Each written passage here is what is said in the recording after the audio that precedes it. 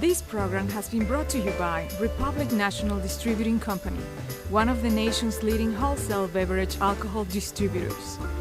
For more information, visit rndc-usa.com.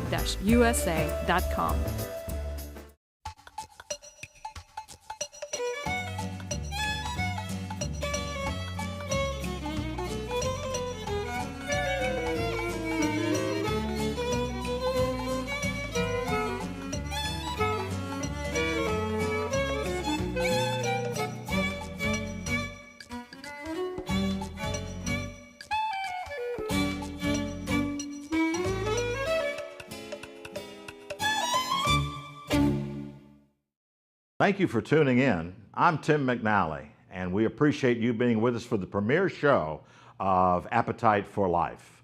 What we're going to be doing here is talking about New Orleans and its cuisine, the spirits that add to our life, and the wine and the passion we bring to our life. We're about to celebrate 300 years of our city, and ever since the beginning in 1718, we have been a destination town for good living.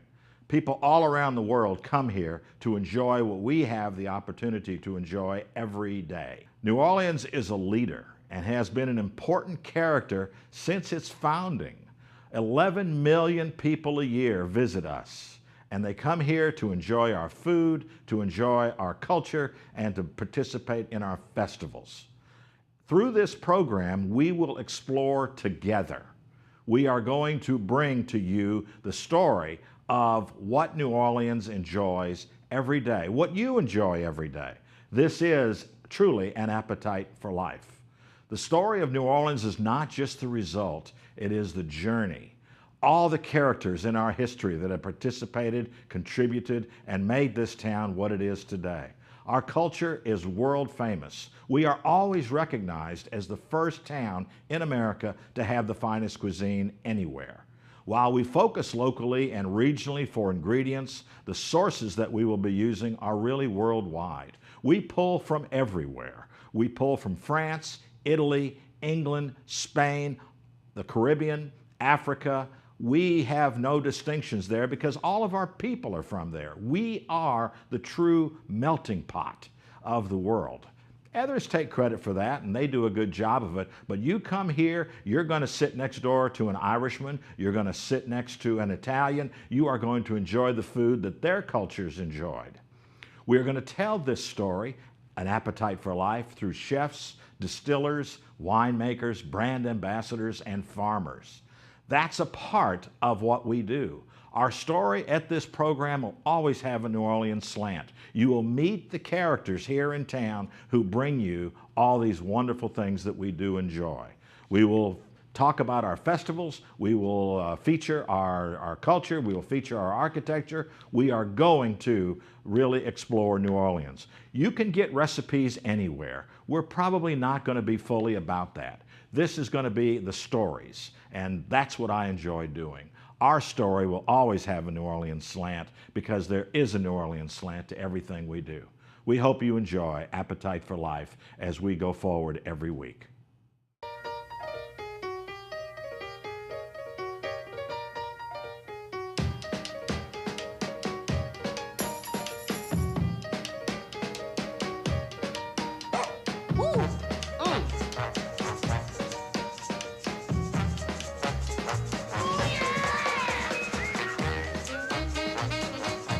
Discover your New Orleans. Start exploring at followyournola.com. And I love New Orleans.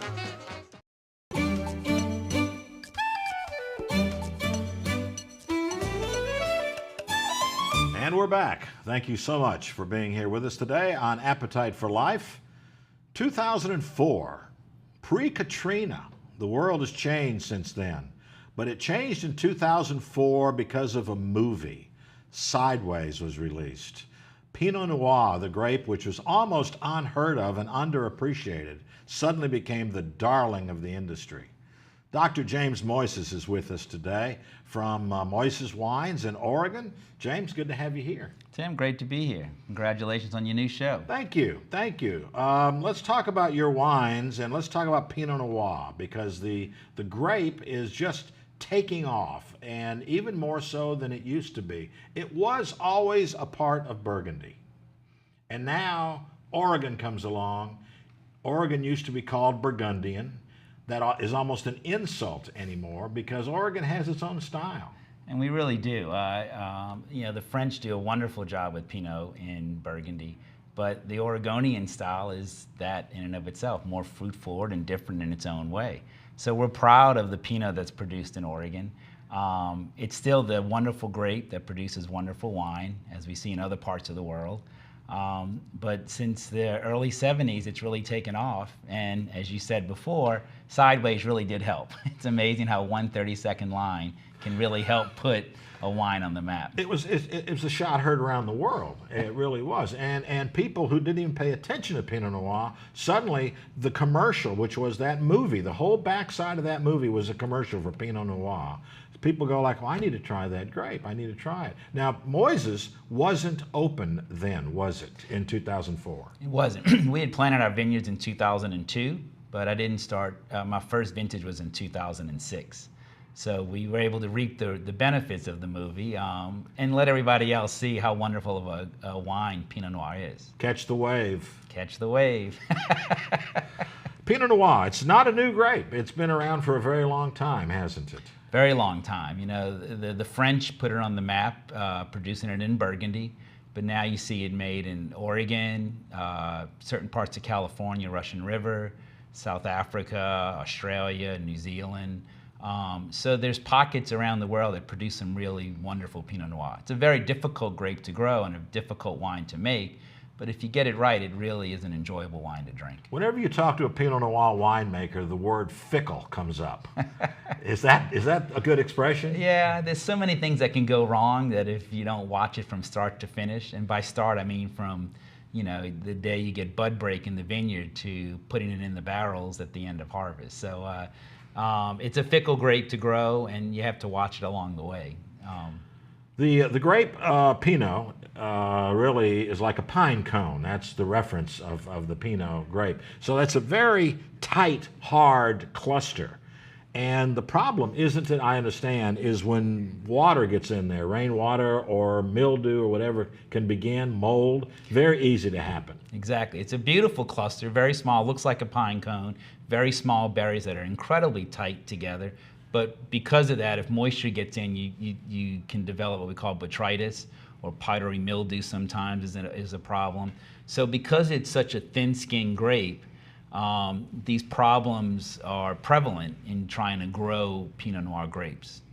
James, the winemaker has a lot of discretion on how a wine is going to taste. I know every winemaker, and you probably like to say this too, says, well, the wine is made in the vineyard. But it really isn't really made in the vineyard. The wine happens along the way with a lot of things. Some of the Pinot Noirs that I have tasted, and you too, are very elegant and light and cherry-like. Others are very black and dark and inky. Where do you fall down on those things? Well, a big part is what we do in the vineyard. 80% is of what a wine is how we manage the vineyard. So if we over-ripen the fruit or under-ripen the fruit, it will have some play in what we can do in the cellar. Ideally you want a medium body Pinot Noir wine at the end. But there's certain practices that are sort of routine that if you carry those out and you have good fruit to work with, the end product's going to be good. The wine from Moises, your winery, your name, which I remember when it was introduced. I remember the night it was introduced in New Orleans, and it was very exciting, I must tell you. And we've been, I think, pretty close ever since, and I've enjoyed your wines on many occasions. Moises wines are only available in New Orleans. That's right. I live in New Orleans still, but my project in Oregon, the Vineyard and Winery, is based in the Willamette Valley in Oregon, near McMinnville. We have about 60 acres that are planted now, and we're doing about 3,000 cases a year total. All stay here? All the Moises label all comes here. Yeah. Yes. Yeah. That's pretty So it's fascinating. it's exclusive to the New Orleans market. I tell visitors who are heading back to wherever, New York or San Francisco or whatever, I say, you need to stop by a store and buy a bottle of Moises Wines. And they're like, well, we'll get it online and we'll get it when we get home. I said, no, you won't. You got to buy it in New Orleans. Yeah, you really do. And it's been fun. I mean, the city's been very supportive. And so when I first started out, we were only doing about 300 cases a year, and that was enough to supply the New Orleans market. So we've slowly grown that production. But no, New Orleans wine lovers have been great. Let's jump back to the grape itself, and let's use this as an expression. James, I brought two glasses, by the way, here. This one that is nearest to you is a typical Pinot Noir Burgundy glass, rather deep and a big top on it. And this other one is more of what we call an all-purpose glass. Do you have any preferences on glasses? I do. I think it definitely, a big part of enjoying the wine and getting the taste and the aromas of the wine is the glass that you use. And especially with Pinot Noir, there's some wonderful aromas that you want to capture. And so with a much bigger glass, you're able to accomplish that. Obviously, we don't have Pinot Noir in the glasses. Not yet. But we do have a Pinot grape in the glasses. What is the relationship of Pinot Gris to Pinot Noir? So it's from the same family, and they grow very similar in the same environments. Pinot Gris, Pinot Grigio, same grape, just called differently depending on which part of the world you produce the wine in. But it comes from the same family. It's a white grape. And of course, white versus red, it's made a little differently as well. So we press the grapes and take the juice off the skins immediately and then go to fermentation from there. Versus Pinot Noir, where we ferment on the skins. What should I be looking for in a Pinot Gris, sir? To you. To you. Cheers. Cheers. So what I like in the Pinot Gris that we make is I like the freshness of it. The acidity. Acidity is always a hard thing, and we strive for that in winemaking because it just blends better with food, pairs better with food. So the acidity, some of the pear flavors that you get in the nose and on the palate, and it's just fresh and bright and crisp. It's easy to drink, works great in the New Orleans environment, and works great with food. What year is this? What is the vintage on this? This is the 2014. So it's brand new in the market. Brand new. 2014 was a very good year, somewhat of an early harvest because the weather was fairly warm, but the fruit came off really nicely, and we're really happy with how it turned out. You hit on a great point, James. The acidity, which is so important for the structure of the wine, and it gives it sides, it gives it dimension, but also it's the thing that goes well with food. And Pinot Noir and Pinot Gris are known for that. Exactly. You want the alcohol to be a little bit lower so it doesn't mask the whole wine. You can pick up the nice flavors, and then with the acidity. And so what we've created with the help of some wonderful fruit to work with is just a wine that's not flat, but as you said, has some structure and is fun to drink. And with food or cheese, it's even that much more of a delight on the palate. This is a beautiful wine. I know a lot of people around the country put this in the pigeonhole of being a summertime wine. It really isn't that, though. It's a year-round wine, Pinot Gris. It is. I think it is. As a white wine, summer or winter, wonderful. I'm going to pour a little Pinot Noir right now, and we don't have a dump bucket, but James, we're professionals. We do this right. Exactly. That's right. There we go.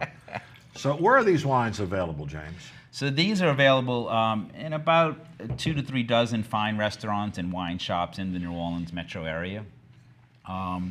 We actually haven't sold to any new customers in the last 3 years. The 2 or 3 dozen customers that we've had, restaurants and wine shops, get the complete allocation. So this is a 2013 Pinot Noir that we're tasting right now.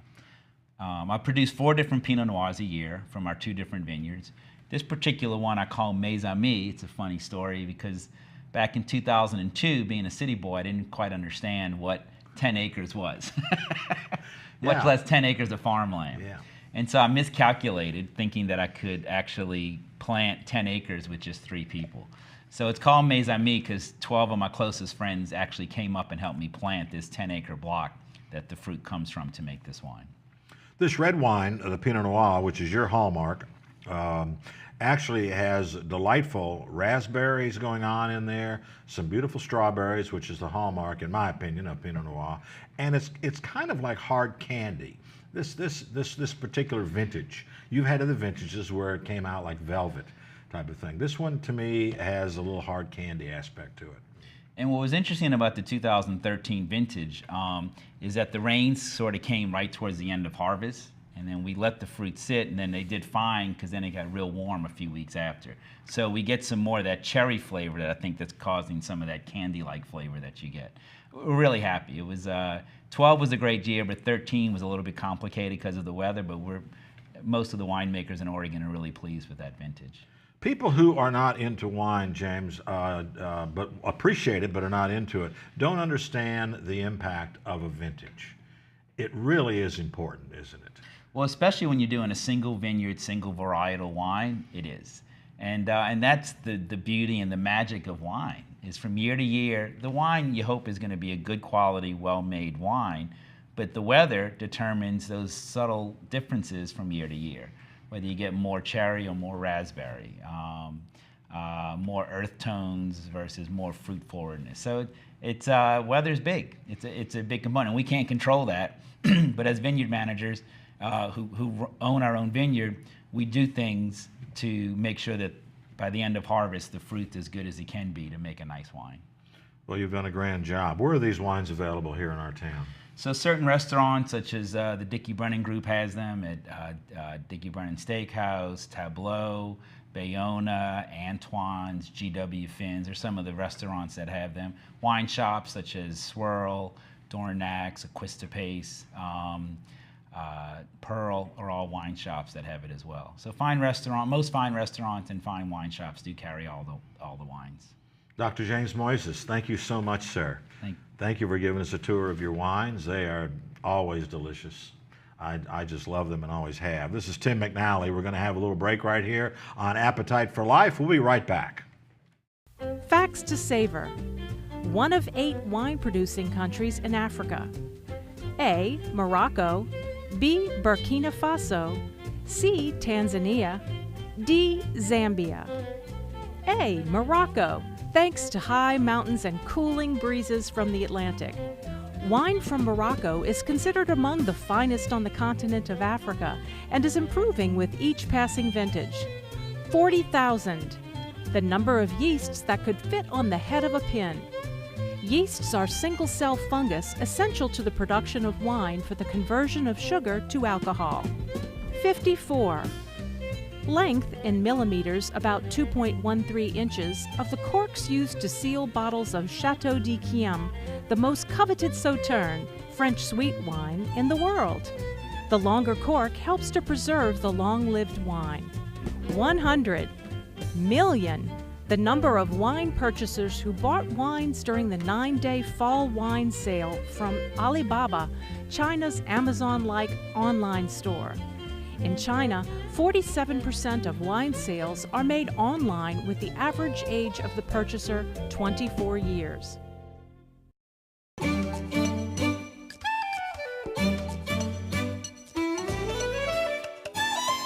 And we are back. Tim McNally here, Appetite for Life. Thanks so much for coming back with us. We've got a very dear friend right here and someone you're going to want to know, Barry Hemel, Dickey Brennan Restaurants. Barry, we're at Black Duck Bar. Thanks for coming in, Tim. I love it. I love this bar. We do. Yeah. Rum. About 140, 145 is our current count. It changes, week to week. But yeah, we're pretty excited. Got a beautiful collection. And amazing. Any kind of rum anybody wants from anywhere that rum is made. We have rum from numerous countries all over the world. We have rum from India, rum from North America, the Caribbean. Yeah, great local rums as well. Let's talk about the name, because people are mystified by the Black Duck Bar at Palace Cafe. The name, Black Duck Bar.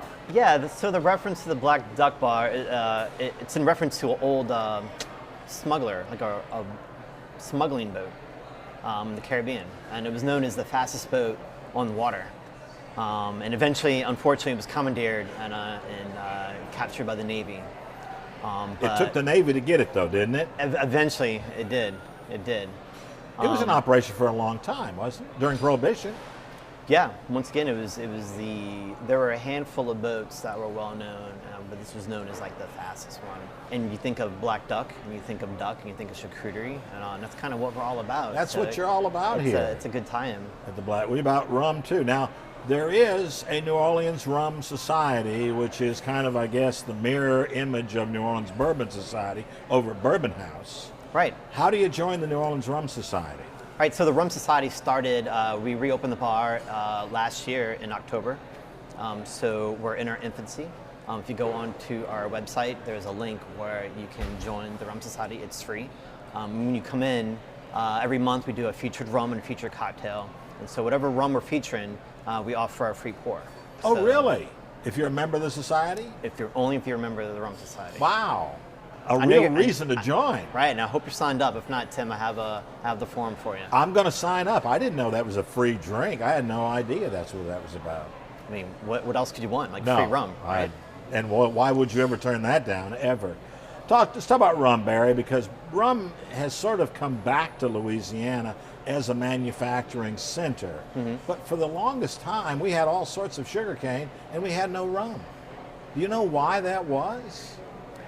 I think just the innovation and the entrepreneurship just wasn't here. Because right in our own backyard, if you drive about 45 minutes an hour south of or southwest of New Orleans, you have Raceland and Thibodeau. This is like a sugarcane mecca. Even north of New Orleans, towards Baton Rouge and La Place, there's wonderful soil that produces some fabulous sugarcane. So I think you take this spirit and this entrepreneurship and this raw product, and it just makes sense that we would produce rum in an area where we have such great natural resources. Do you happen to know, and I know you're not an agricultural guy, but do you happen to know if the rum that we have, is it special rum is it special sugarcane for rum, or is it just the run-of-the-mill sugarcane that they granulate? There are a few different species of sugarcane, and some are viewed as being more prestigious than others, but there are a handful that produce like wonderful juice. Yeah, and we work mostly in the rum house, like Bayou Rum here. We do mostly molasses, don't we? We do. I believe all the rums from Louisiana are based from molasses. There are some talks about a new distillery opening up somewhere outside of Baton Rouge, and they are going to make the first agricole, which is a rum produced from pure sugarcane juice. From the cane itself. Which is pretty exciting. Really exciting, yeah. Have you had any agricole rum? Or do you have it here? We have quite a few. Do you? Yeah, you know what I love. What's the difference, agricole and rum made from molasses? Well, you have two major categories. You have your industrial and your agricole. So your agricole is made from your natural raw material, which will be the sugarcane juice, and the industrial is a byproduct of sugar production. So molasses is what the base of that is. And so on our bar, we're probably about, let's say, 80% industrial, 20% agricole. In the industry, I think industrial rums are more common. Some of the best agricole rums come from the island of Martinique, which is a French province in the Caribbean. And the difference between the rums, obviously with the molasses base, they tend to be a little more caramelized and sugary and darker tones. And the agricole is like a little fresher and kind of funky almost. You think about maybe cachaça or tequila, where it's very green and earthy and vegetal. You get some of those characters in agricole. So in cocktails, behind the bar, we like to use a combination in some drinks of both to build that complexity. Agricole, is it aged in barrels, or does it go straight through to the bottle? They have unaged and aged. All right. So Barry, all this talk about rum and how we make it and how Louisiana is a player has made me thirsty. I thought you'd never ask. Yeah, I know. I was a good guy, but I'm looking forward to getting a drink here. And it is September in New Orleans is Daiquiri month. It is. So let's have a daiquiri, or better yet, let's have a Hemingway, perhaps. Great idea. Great idea. Hey, Nicole. Nicole. We're going to do a Hemingway Daiquiri. Okay. So Barry, why don't you tell us how this all proceeds forward? Well, obviously the drink is named after Ernest Hemingway. The twist on a classic daiquiri to make it towards a Hemingway is the addition of maraschino and a little grapefruit juice. And of course, rum and simple syrup. And we're using the Bayou Silver here as the rum. For the Is one right there now. silver always is clear rum the way to go, or can you use darker rum? You can. Once again, I like to layer agricole, industrial, all the kind of build complexity. Traditionally, silver is the way to go. It's the way to go. Nicole's going to do her thing there. Now, is a coupe the way to serve it? Is that, or do y'all use a rocks glass? How do you serve rum and daiquiris? You know, I think the elegance of a coupe glass. I think it's a good vessel for a drink of such a personality and stature. So, a coupe, a martini glass. If you have a highball glass, that works fine. But I think coupe's definitely an elegant way to present They're it. very elegant. They really are. The problem I have at cocktail parties with the coupe is I just spill so much. I can never keep the thing at a right angle to the floor. It's a challenge. I know. I can never keep mine full, but for other reasons, that goes without saying. my hand keeps Thank you, doing this. Nicole. Thank you. Is this a popular drink at Black Duck Bar? It is. As you can imagine, we get quite a few calls for rum drinks and straight pours as well. Oh my God, that's good. Oh, that's delicious. It's a winner. But, you know, and congratulations on a beautiful drink. Thank you. Every ingredient in there, you can taste it and you can smell it. It's all layered beautifully. Yeah, you know, it's a classic drink for a reason. You could taste the earthiness from the rum, and you get that bright and acidity from the lime juice. And the grapefruit is this wonderful fruit. It just gives off this great aromatic. I can smell it from here. You know, I can taste the drink. From My sitting right challenge with these drinks is that I don't like sweet. Mm-hmm. I like citrus. And this drink qualifies completely for that. With that grapefruit juice going in there and that orange peel she just twisted along the way there, the effect of the simple syrup and even the maraschino cherry, the Luxardo, has been offset. It's there, and you need it to be there, but it's not overwhelming it. No, it's a beautifully balanced cocktail, and I think Hemingway, you know, he preferred his drinks a bit on the drier side. Yes. Well, Barry, I'm thank you. thrilled. Nicole, to you, thank you. Cheers. This is beautiful. Barry, we want to thank you for having us into Black Duck Bar today.